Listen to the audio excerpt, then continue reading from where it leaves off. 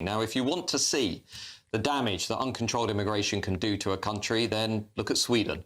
What was once a peaceful country is now being torn apart by gang violence. And of course, this was the country that lots of liberals used to hold up as a textbook example of how diversity works. And incredibly, depressingly, young children are involved. A 12-year-old boy has been detained for allegedly killing the wrong person after being paid £20,000 to carry out an assassination. It's reported that the child shot the man by mistake and had been meaning to target somebody else in the vehicle. Meanwhile, the number of women in Sweden who have been victims of sexual offences has increased massively in recent years. Here's what Sweden Democrats member of the European Parliament, Charlie Weimers, who is about to join us on the show, told the European Parliament, and I want you to see him in action.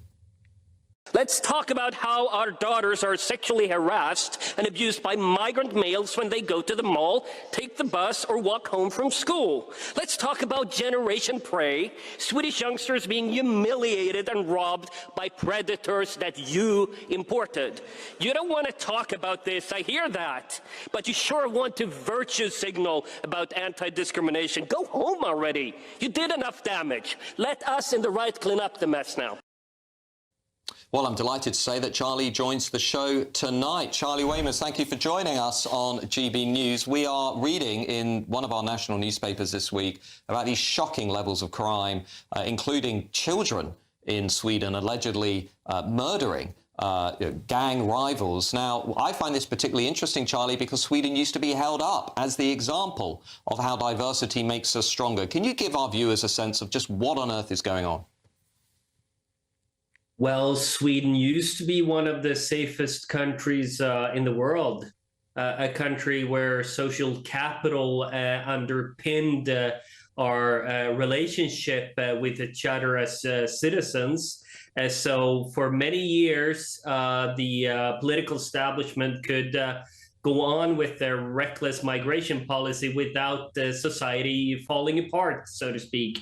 But every society reaches a tipping point where violence really spills over into mainstream society. And that's what we're seeing today. We're seeing child soldiers being recruited, just as you mentioned, Matt. This is not the first case. It's the youngest individual so far. But it has been going on for quite a long time because we have had too lenient sentences for juvenile crime. So now our center-right government, which the Sweden Democrats support, we're going to lower the age of legal liability because we need to get to this problem, and we're doing a whole lot more to go after the criminals. Charlie, just to paint a picture for people here in the UK, it's not just that we've got, I mean, it's bad enough, you've got children murdering people in your society, but you've got these bombings, you've got gangs that are setting off bombs in, downtown neighborhoods in some of your cities.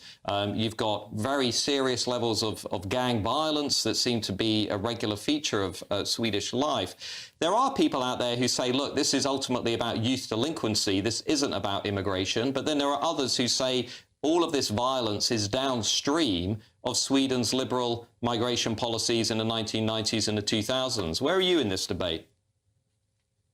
Well, Sweden is past the phase of denial, I would say. For many years, it was only the Sweden Democrats that made the very obvious connection between mass uncontrolled migration and crime. And now even the Social Democrats are admitting that migration and failed integration is behind this crime wave that we're seeing. So I would advise your Labour government to speak with their comrades in Stockholm because they have some insights to share. Now, the Swedish Agency for Crime Prevention has shown in their reports that individuals with foreign backgrounds are significantly overrepresented as both as perpetrators in gang-related crimes. Up to 80% in fatal shootings are linked to criminal networks with migrant associations. So in Sweden, that debate is over. It's fascinating to hear this because, you know, as I say, our memories of Sweden in this country are obviously so different, but we're still very much in the phase of denial that you say, where our politicians even refuse to accept a link between sexual violence against women and girls and migration. But as you say, the evidence in Sweden seems to point in the same direction as some studies here in the UK. The question I have for you, Charlie, is how do we fix this? Because I also see Sweden moving towards what we might call a sort of policy of remigration, or at least voluntary remigration, paying people to leave the country, clamping down on mass migration.